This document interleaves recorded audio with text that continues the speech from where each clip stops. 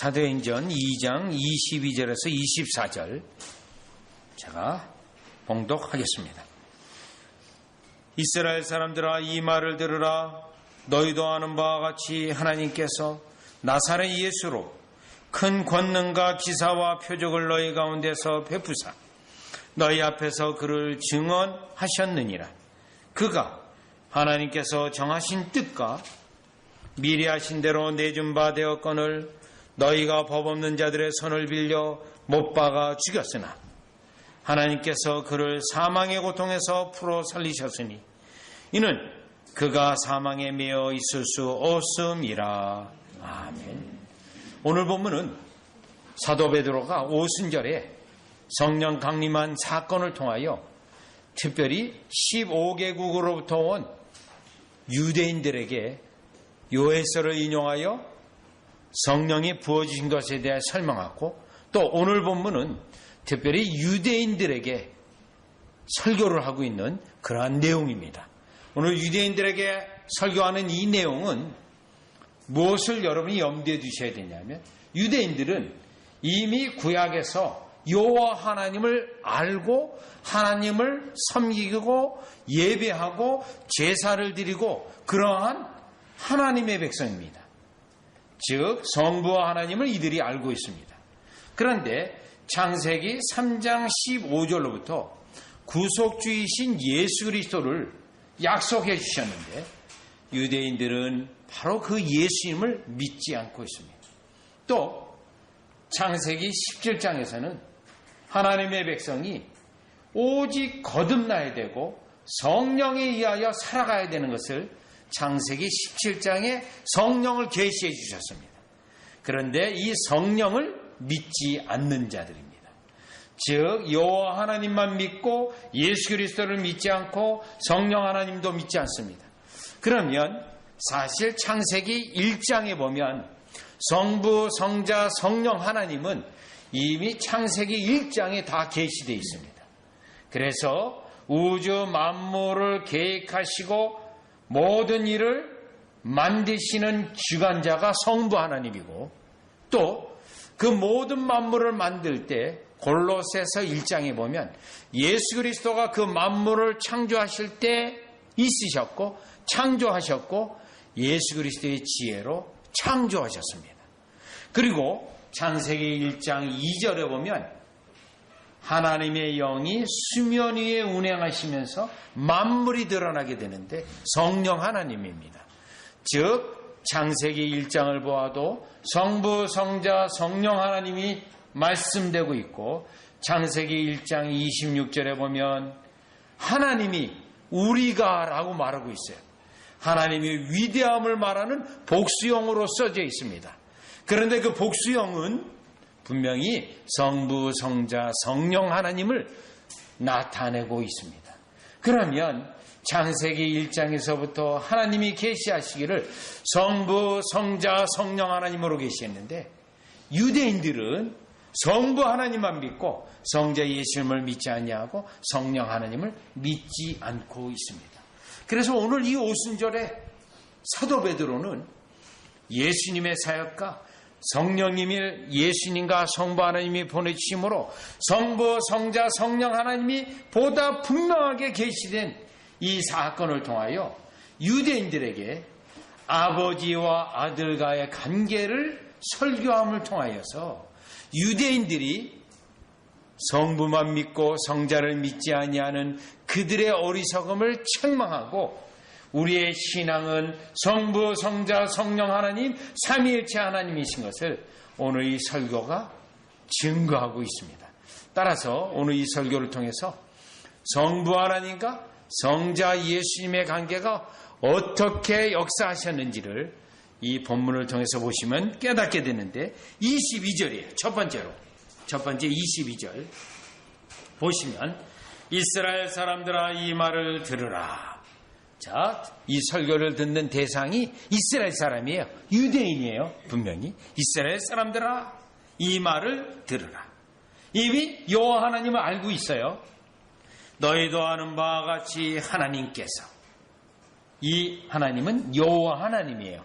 하나님께서 나사렛 예수로 큰 권능과 기사와 표적을 너희 가운데서 베푸사. 그러면 여기에서의 주어는 누구죠? 성부 하나님께서. 또 누구를 통해서요? 그리스도를 통해서. 자, 그러면 이 구절에서 분명히 나타난 것은 성부 하나님, 여호와 하나님이 아들을 보냈다라는 거예요. 아들을 보내서 그 아들의 공생의 사역 속에서 기적과 권능과 기사와 표적을 그들 가운데서 베풀었다는 거예요. 그러면 왜 이것을 베풀었나요? 성부 하나님 자신을 나타내고 성부 하나님이 아들을 보내신 하나님이라는 것을 이 첫 번째 22절에서 사도 베드로는 증거하고 있는 겁니다. 쉽게 얘기하면 이런 거예요. 성부 하나님이 아들을 보내서 기적을 베풀고 권능을 베풀고 성부 하나님을 드러내고 성자 예수님은 바로 하나님인 것을 기적과 기사를 말씀을 통해 다 드러냈는데 이스라엘 백성은요. 왜 예수님을 안 믿냐는 거예요. 지금 22절에 하나님 성부 하나님 여호와 하나님의 아들을 보내어 이토록 수많은 증거와 말씀을 보내는데 왜 예수님을 믿지 않는 거예요? 자, 그래서 우리 예수님은 요한복음에서 특별히 하나님을 보여주세요 라는 요청을 받았을 때 너희가 나를 본즉 하나님을 본 것이다. 즉 예수님 자신이 하나님이라는 것을 증거했어요. 예수님은 하나님만 증거했습니다. 그렇다면 예수님을 보고 하나님을 믿고 예수님을 믿어야 되는데 지금 이스라엘 백성들은 그 예수님을 믿지 않았다라는 것입니다. 그러면 여러분 요한복음 6장을 가보시면서 지금 사도 베드로의 이 설교가 오늘날 우리에게는 어떠한 의미를 가지고 있는지 살펴봐야 되는데요. 요한복음 6장 25절로 가보세요. 6장 25절인데요. 자, 6장 25절 이전에 이미 요한복음에 앞서서는 오병이어의 기적을 이미 예수님이 베푸셨어요. 오병이어의 기적을, 엄청난 기적이죠. 그 기적을 이스라엘 사람들이, 유대인들이 직접 맛을 봤어요. 왜냐하면 예수님이 기도함으로 만들어 놓은 떡과 물고기를 그들이 현장에서 직접 먹었어요. 여러분, 어떤 다른 간접적인 체험이 아니고 직접적인 체험이었습니다. 그런데 그들이 25절이요. 바다 건너편에서만 나라비어 언제 여기까지 오신 예수님을 찾아다녔어요.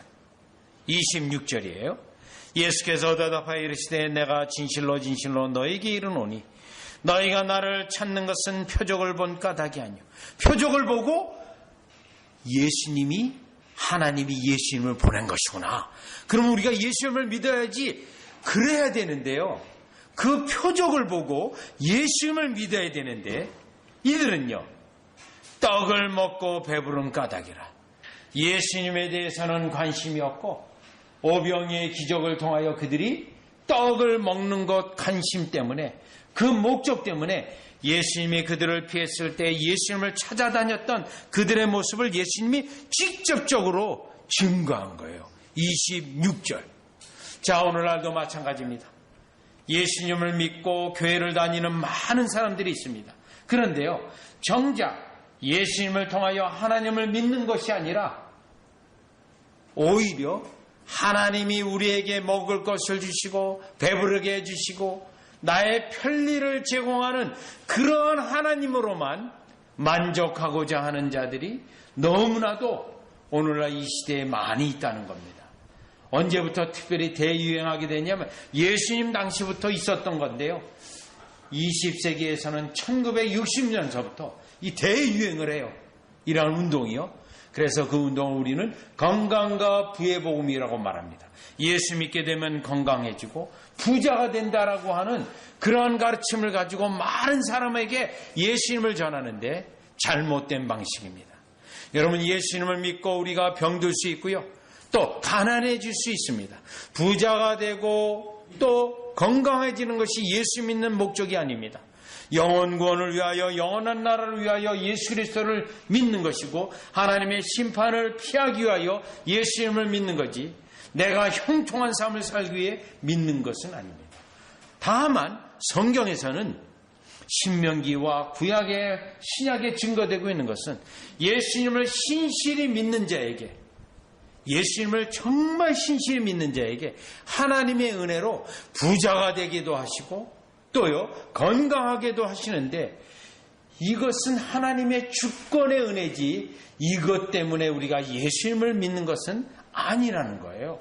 그런데 오늘 본문에 나와 있는 것은 분명히 예수님이 기적을 통하여 하나님의 영광을 나타냈고 자신이 하나님이라는 것을 드러내면서 나를 믿으라고 얘기하는데, 이들은 떡만을 바라보고 있었던 그들의 모습을 우리가 보게 되는 거예요. 그래서 요한복음 6장 27절을 보시죠. 예수님이 더 구체적으로 말해요. 썩을 양식을 위하여 일하지 말고 영생하도록 있는 양식을 위하라. 이 양식은 인자가 너에게 주리니. 요거예요. 예수님이 주겠다는 거예요. 우리에게요. 지금 그래서 이 땅에 왔다는 거예요. 그래가지고요, 인자는 아버지 하나님께서 인치신, 나는 아버지가 보내서 왔다라는 거예요. 왜요? 이들에게 생명 양식을 주고 이들에게 영혼의 구원이 일어나고 이들에게 영생의 은혜를 있게 하여 이들에게 왔다라는 거예요. 그런데 그것을 위하여 표적을 베풀었어요. 그런데 이스라엘 백성은요, 떡을 위해서 표적을 베푸신 그 떡만을 위하여 예수님이 왔다라는 거예요. 28절 또 보세요. 그들이 묻되 우리가 어떻게 하여야 하나님의 일을 하오리까? 분명히 말합니다. 29절. 예수께서 대답하여 이르시되 하나님께서 보내신 일을 믿는 것이 하나님의 일이니라 하시니, 예수 그리스도를 믿어야 되는 거예요. 지금 이 유대인들은, 이스라엘 백성은요, 예수님의 말씀, 예수님의 표적을 통해 지금 하나님이 예수님을 우리에게 보냈기 때문에 이 예수님을 믿고 이 예수님을 붙잡아야 된다는 것을 예수님이 직접 이들에게 말한 것입니다. 그런데 이들은 예수님을 믿지 않았습니다. 이들은 예수님을 믿기는커녕 예수님을 핍박하고 예수님의 말씀을 전혀 듣지 않았다는 것. 그렇다면 이 유대인, 이 설교에서 나타난 이스라엘 백성과 우리의 모습을 견주어 볼 때 우리는 어떻습니까?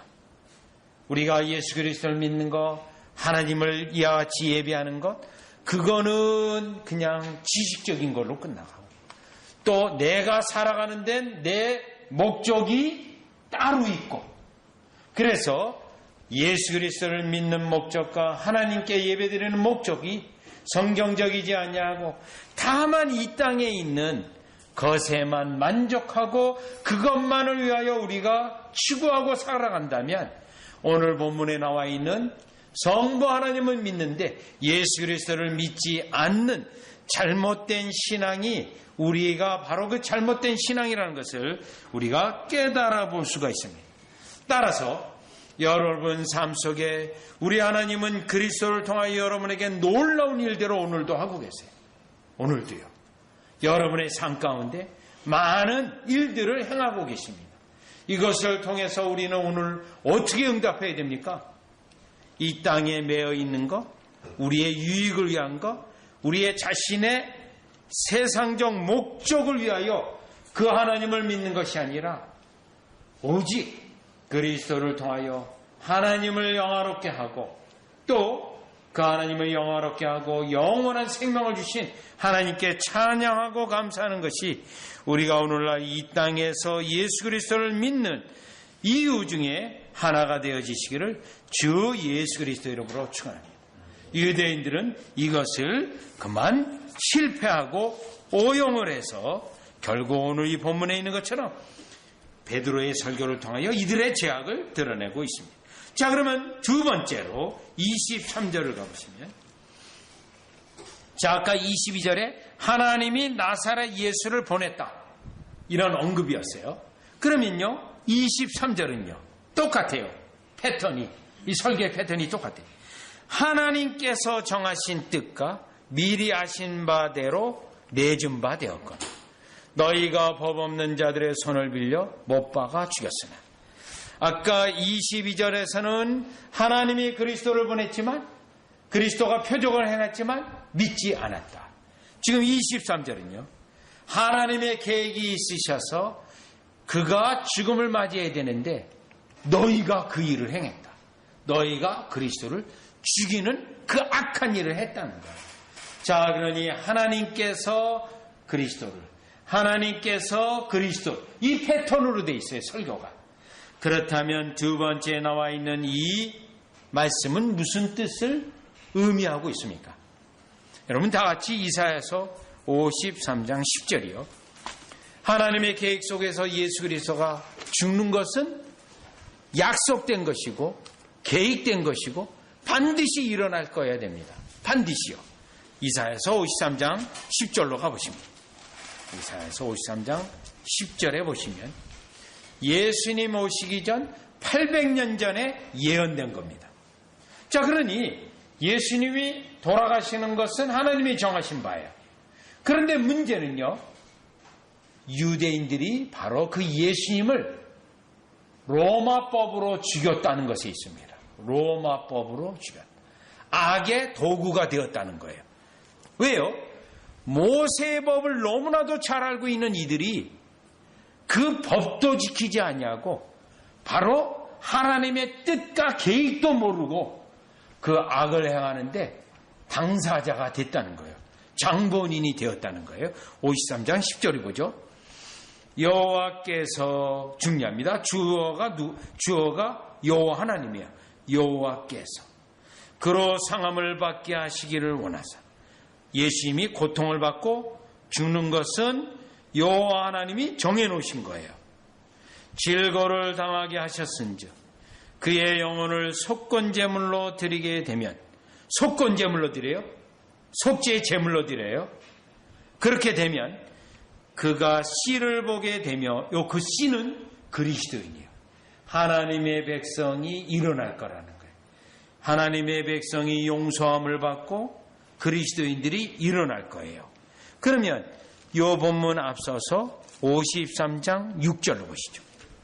53장 6절. 우리는 다 양 같아서 그릇 행하여 각기 제 길로 갔거늘 여호와께서, 또 주어가 여호와께서예요.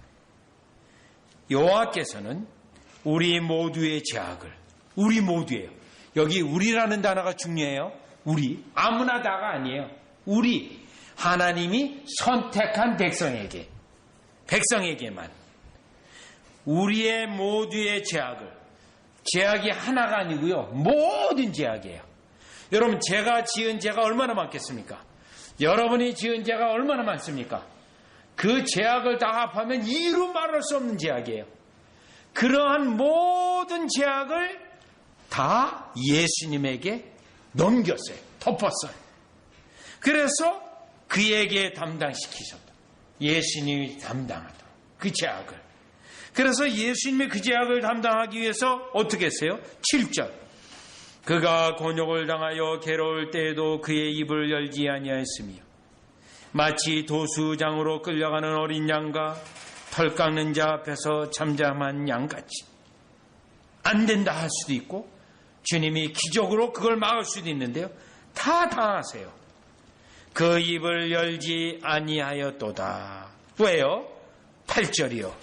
8절. 마땅히 형벌받을 내 백성의 허물 때문이라 하였으리요. 내 백성. 여기도 아까 우리라고 돼 있고 내 백성, 나의 백성이에요. 아버지가 택한 자의 백성들의 죄악을 아들에게. 아무에게나 아니에요. 그런데 얼마나 많은지 아무나 질 수가 없는 거예요. 예수님만 질 수 있는 거예요.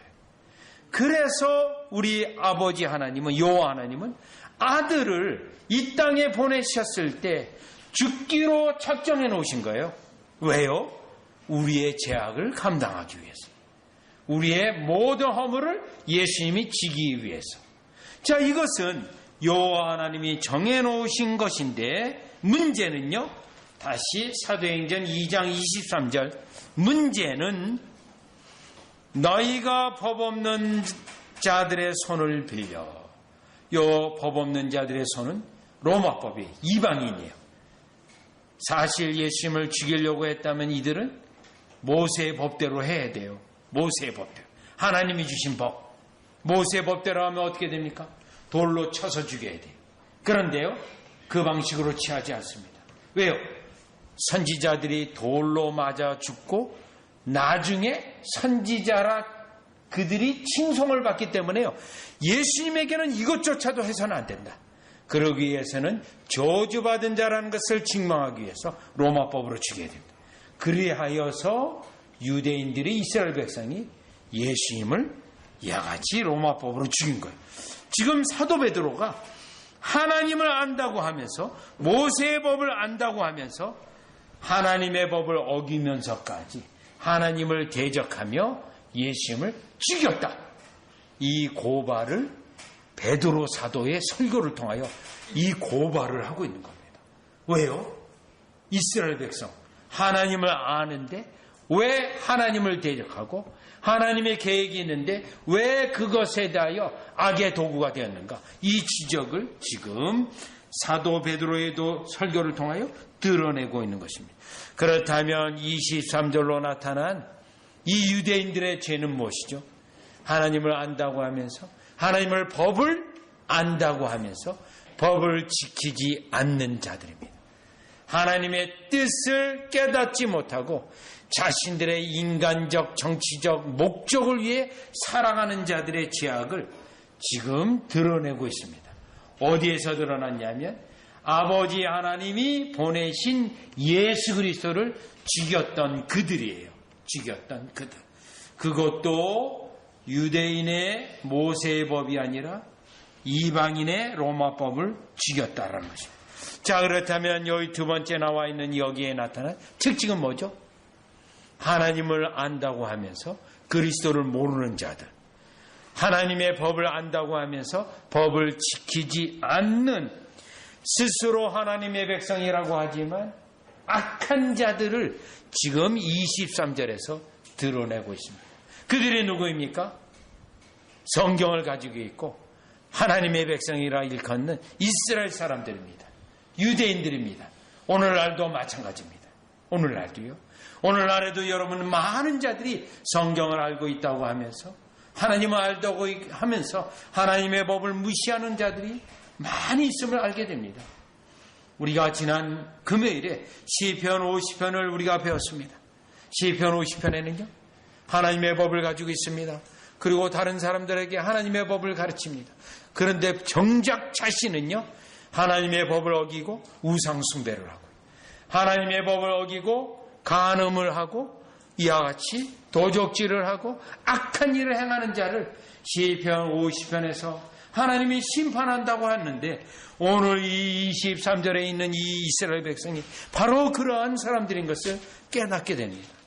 이 말씀은 오늘날 우리 자신에게도 적용됩니다. 로마서 2장에도 되어 있습니다.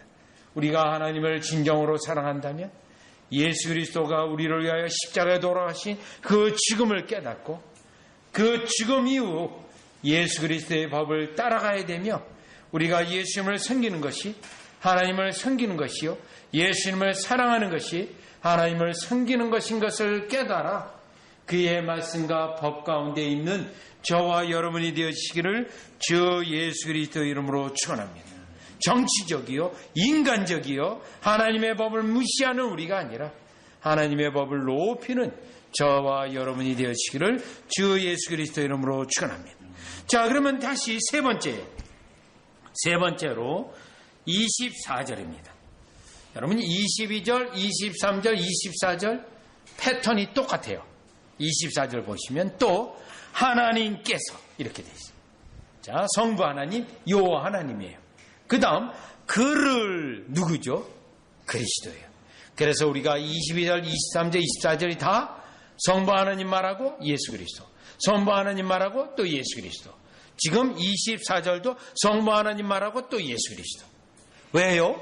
이스라엘 백성이 성부 하나님을 믿는다고 하면서 성자 예수님을 믿지 않았고 죽였고 또요.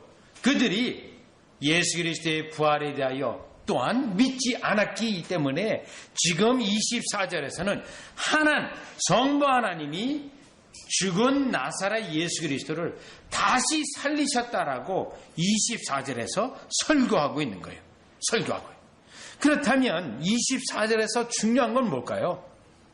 하나님의 전능하심을 말하고 있어요. 그러면 이스라엘 백성은요, 성경을 알고 있는 이스라엘은 하나님의 전능하심을 그들이 알고 믿고 있습니다. 그러나 정작 하나님의 전능하심이 죽은 나사렛 예수를 살리신 것은 믿지 않습니다.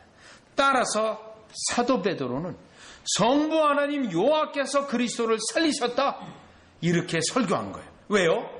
이스라엘 백성이 믿지 않으니까요. 하나님을 믿는데, 전능성을 믿는데 그리스도를 일으키신 하나님의 전능하심은 믿지 않고 있기 때문에 지금 24절에서 이렇게 설교한 거예요. 24절 다시 한번 보세요.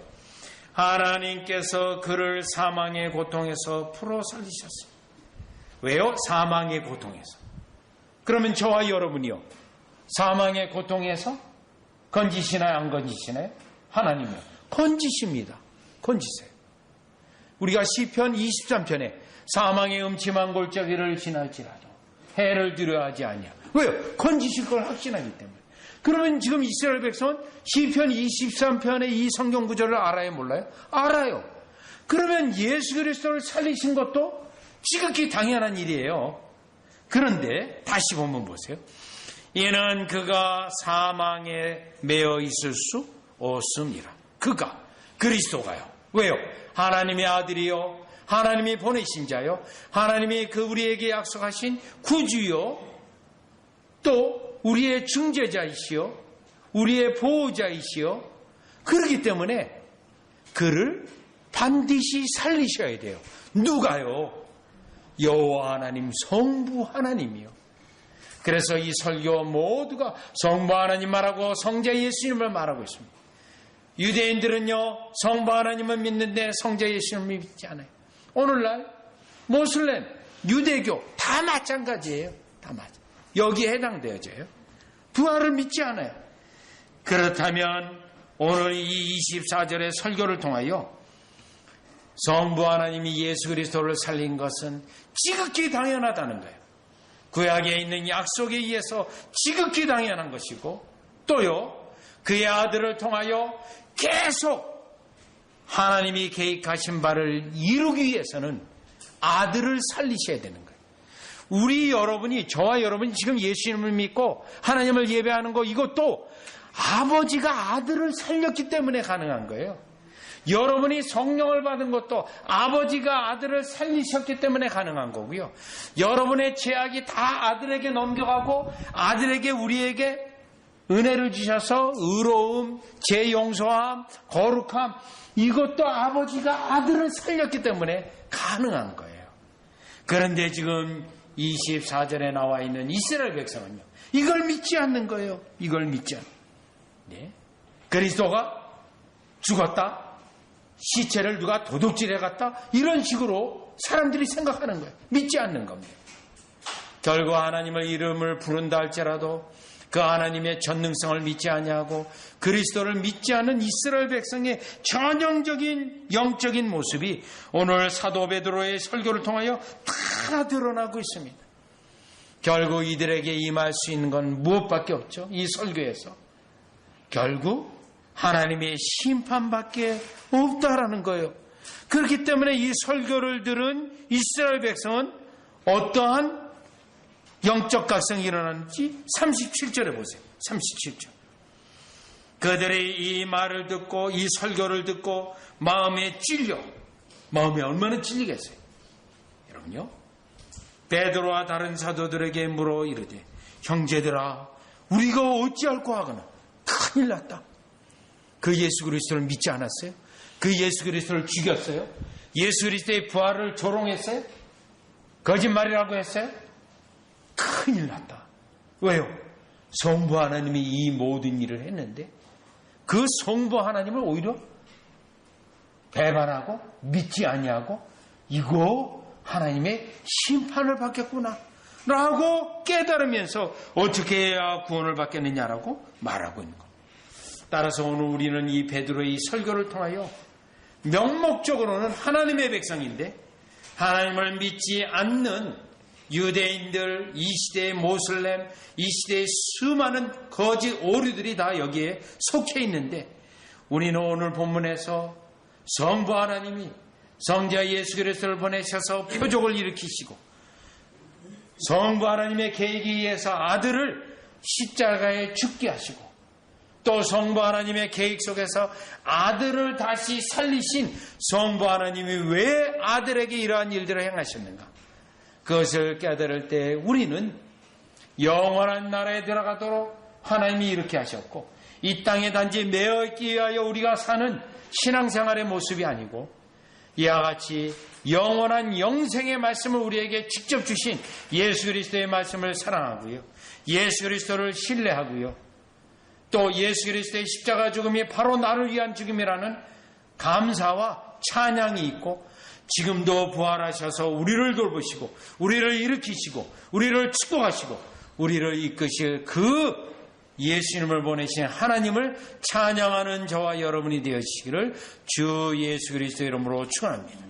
예수 그리스도를 믿을 때 예수 그리스도를 믿는 것은 아버지가 그리스도를 보낸 것과 그 아들이 어떠한 일을 해놨고 그 아들 때문에 아버지가 우리에게 어떤 축복을 아는 것이 우리가 비로소 예수님을 믿는 것이고 이것 때문에 요한복음 17장 2절 3절에서는 영생은 아버지와 아버지가 보내신 그 아들을 믿는 거라고 하신 그 말씀을 깨달아 아버지, 아들, 그리고 성령님 삼위 하나님을 찬양하고 그 은혜의 모든 영광을 돌리는 여러분 되어주시기를 주 예수 그리스도 이름으로 축원합니다. 기도드리겠습니다. 하나님 아버지 은혜를 감사를 드립니다. 예수님이 놀라운 일들을 행하시고 말씀하시고 하나님 자신을 직접 인간의 몸을 입고 계시하셨지만 믿지 않았던 이스라엘 백성들의 죄악을 낱낱이 베드로의 설교를 통하여 드러내 주셨습니다. 이 설교는 오늘날도 우리에게 유효해서 우리가 예수 그리스도를 아버지 하나님이 보내주셔서 우리가 어떠한 은혜를 얻고 어떠한 축복 가운데 있으며 또 어떻게 예수님을 믿고 하나님을 예배해야 되는지 깨닫게 해주셨사오니 우리의 신앙이 항상 삼위 하나님 중심으로 신앙생활하고 영위하는 우리 되게 하여 주시옵소서. 이것에 벗어난다면 그것은 오류요 구원의 은혜가 없이 잘못된 신앙이요 어그러진 신앙이란 것을 깨달아 참된 바른 신앙 가운데 있게 하여 주시옵소서. 예수님의 이름으로 기도리옵나이다. 아멘.